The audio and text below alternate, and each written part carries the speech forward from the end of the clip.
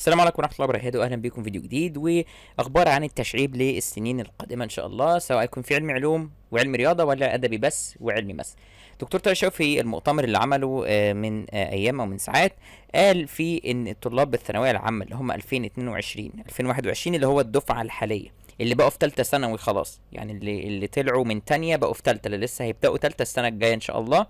دول هيكون عندهم تشريب عادي، هيكون عندهم علم رياضة ويكون عندهم علم علوم زي ما هو موضح عندنا في أول نقطة.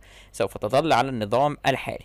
الدفعات التالية بقى ستكتفي بالتشريب إلى علمي وأدبي فقط في الصفين الثاني والثالث الثانوي.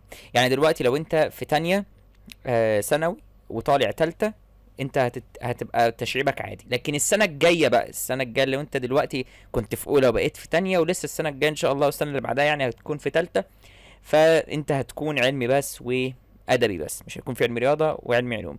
حسب القرار اهو انتهاء العمل بالتشعيب من علمي الى علم علوم وعلم رياضه بدايه من العام الدراسي 22 23 2022 2023.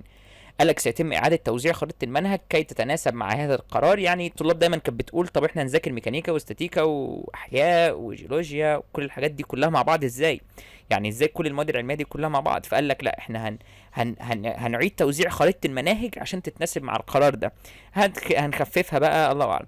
عشان كده هو في القرار اللي بعده قال لك تخفيف مناهج المرحلة الثانوية بشكل عام للتركيز على مخرجات تعلم أساسية كخطوة مرحلية للتطوير إلى أن يصل نظام التعليم الجديد للمرحلة الثانوية بدءا من عام 2027.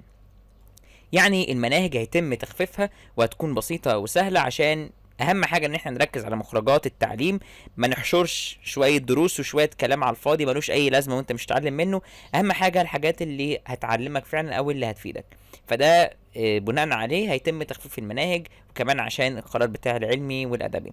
كمان قال ان امتحانات هذا العام ستكون دور اول ودور ثاني فقط، مش هيكون فيه تحسين. نظام التحسين مش هيكون موجود السنه دي، هيكون في دور اول ودور تاني فقط.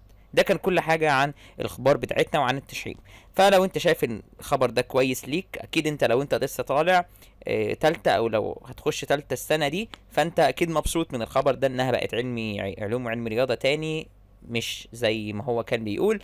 ولو انت لسه هتخش تالتة سنة والسنة اللي بعدها، فاكيد انت هتكون متضايق ومش عاجبك القرار. فيا ريت تقول لنا في الكومنتات ايه رأيك في القرار ده. اشوفكم في فيديوهات جديدة ان شاء الله، والسلام عليكم ورحمة الله وبركاته.